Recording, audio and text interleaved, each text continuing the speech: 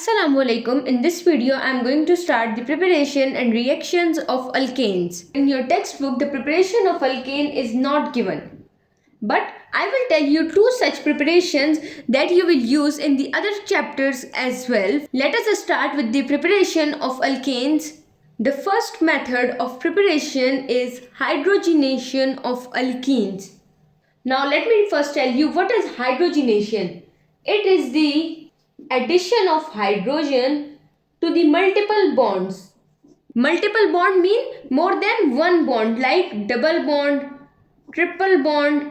Now how this reaction takes place? See over here, I am taking an alkene having double bond, and this carbon is having two hydrogens.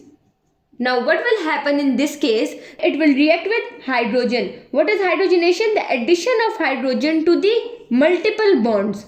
Now in this case, what will happen, that this reaction will take place in the presence of nickel or platinum or palladium.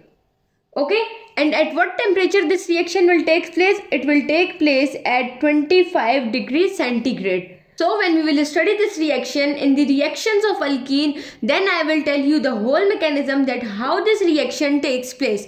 But now see, in this case what will happen, that one hydrogen will attach with this carbon and one hydrogen will attach with this carbon. How many hydrogens they are having? Two. So when one will attach with this one and one hydrogen will attach with this carbon, with the addition of hydrogens, the double bond is broken down, and here we are having a single bond. So the single bond represents an alkane. Also remember an important thing, that this reaction is an exothermic reaction.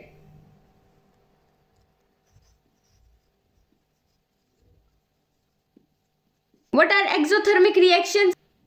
119.5 kilojoule per mole. Also remember that this 25 degrees centigrade represent room temperature. As this reaction is exothermic, so even if we give this reaction a very high temperature, it will not take place without the use of catalyst. So for this reaction, we have to use the catalyst so that the reaction takes place. Now see over here, this is an alkene converted into alkane. Now let us go towards the second preparation.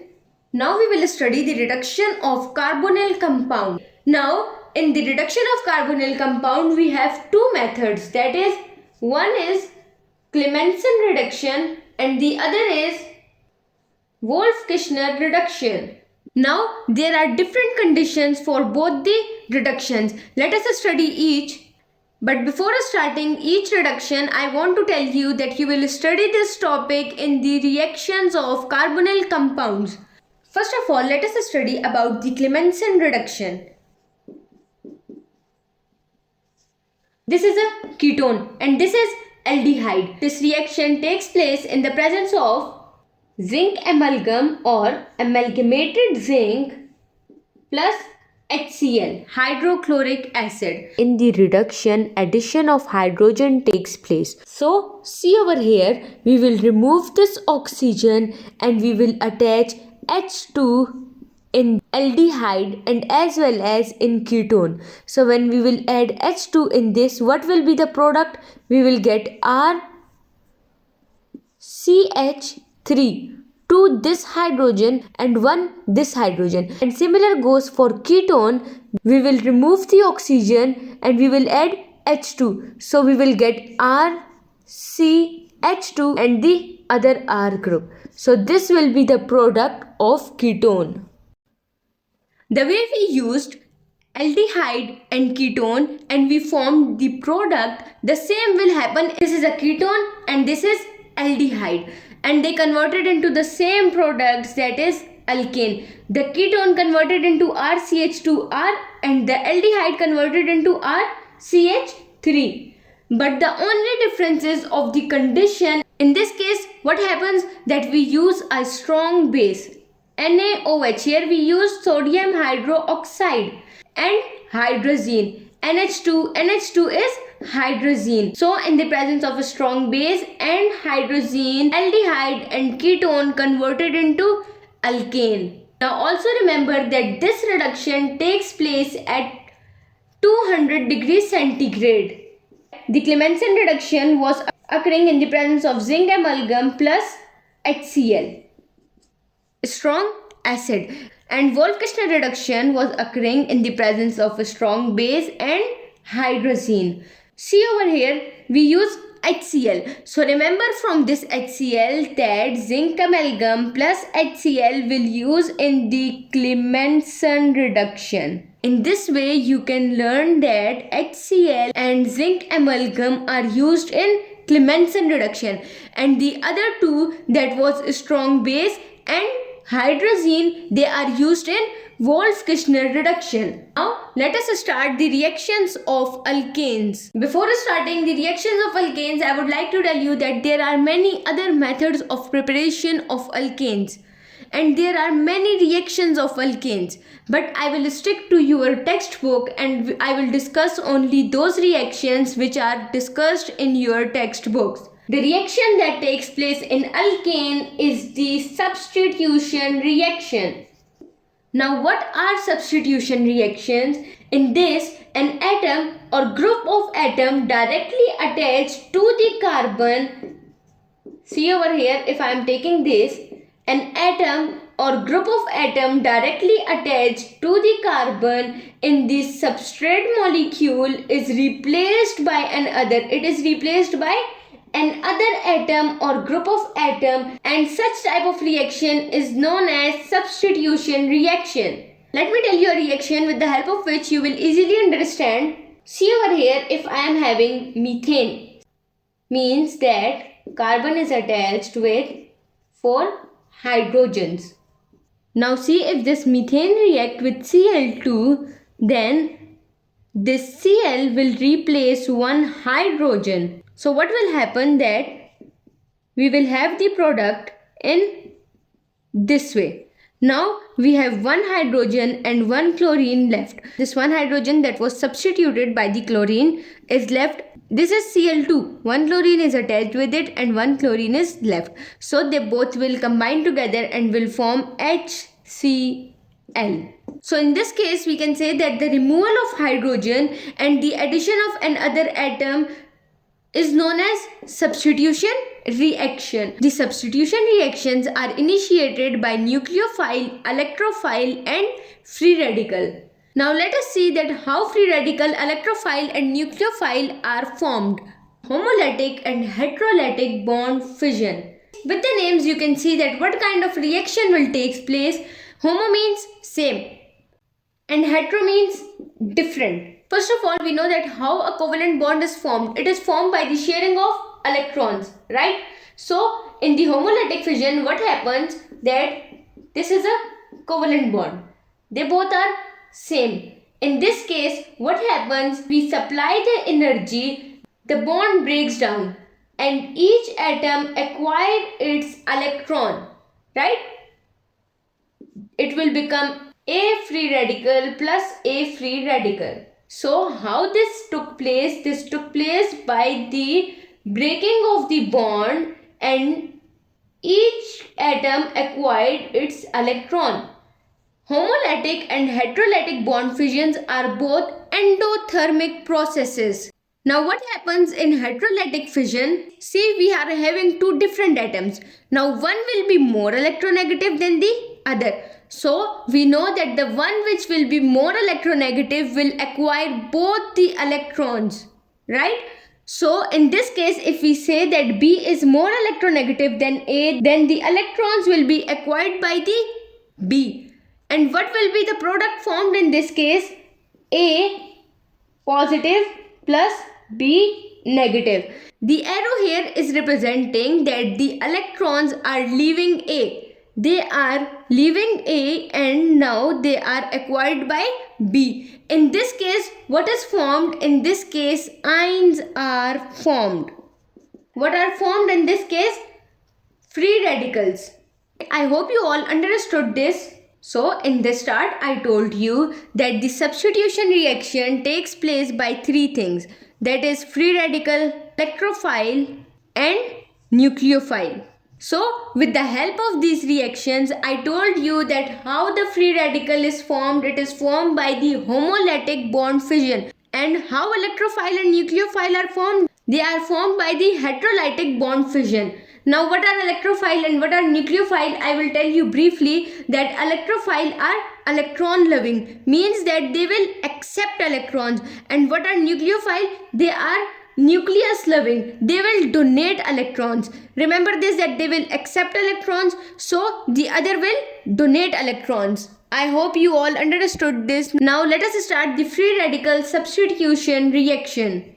What are free radical substitution reaction? Those substitution reactions which are initiated by the free radical. The reaction we studied previously, this is known as chlorination of methane, because we are adding chlorine into the methane. Now what will happen, that CH3Cl will form plus HCl. Also remember that this reaction takes place in the presence of UV light. The mechanism of this reaction involves 3 steps, and the step 3 is termination. The step 1 is very simple. In this case, what happens, chlorine molecule Cl2, right, in the presence of UV.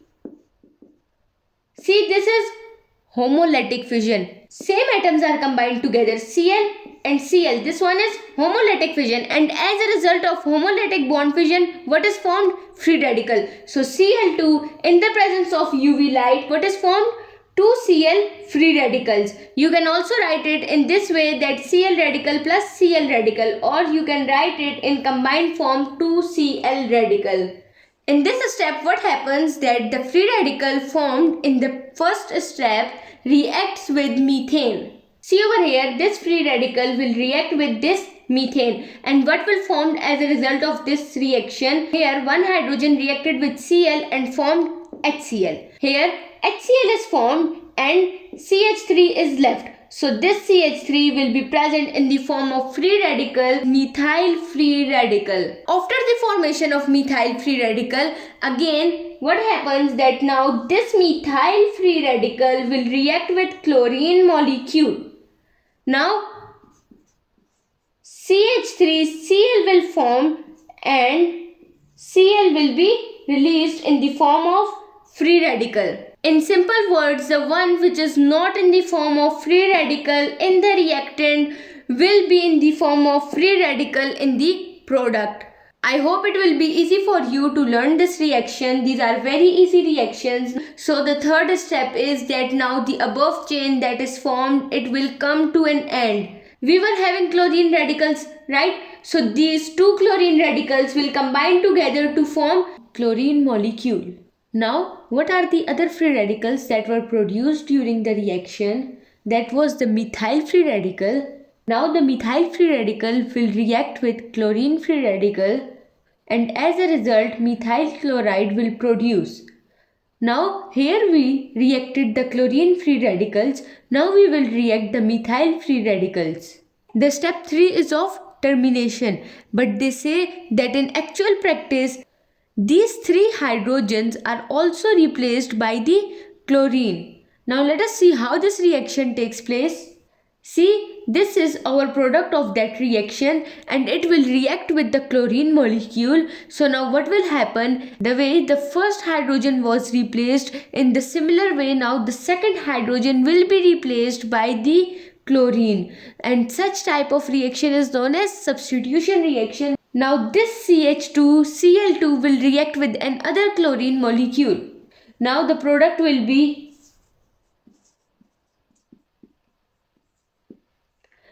this is known as chloroform, or we can also call it trichloromethane, because it is having 3 chlorines, right?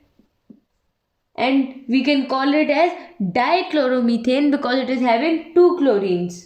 Now again, see over here, we are left with 1 hydrogen. So again this will react with Cl2, so that the remaining hydrogen will also be replaced by the chlorine. Let us see the reaction. The last hydrogen is also replaced by the chlorine, and the product form is known as carbon tetrachloride. The next reaction is the oxidation of organic compounds. In this case, what happens that the alkane burn itself to produce carbon dioxide and water. This reaction is exothermic reaction. It means that heat is evolved, right? Now how much heat is evolved and how this reaction takes place, let us see. This methane reacted with oxygen and with the burning it produced carbon dioxide and water. And how much heat is evolved? 890.95 kilojoule per mole. And if we take the example of ethane, this ethane will react with oxygens. Now the number of oxygens are increasing as the number of carbons are increasing. In this case, again carbon dioxide will be released. Carbon dioxide is released and water is also produced and heat is evolved.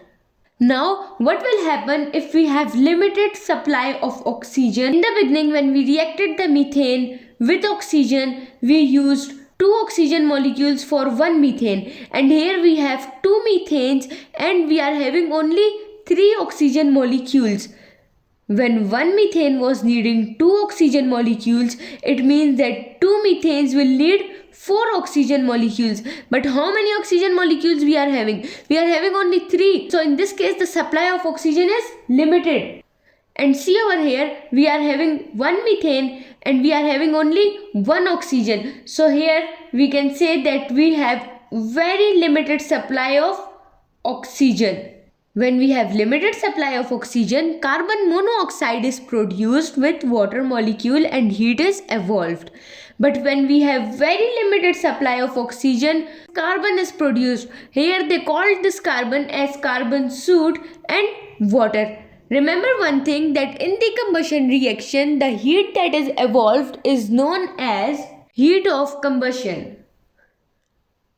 I hope you all understood the topic, and if you have any question then let me know in the comments below.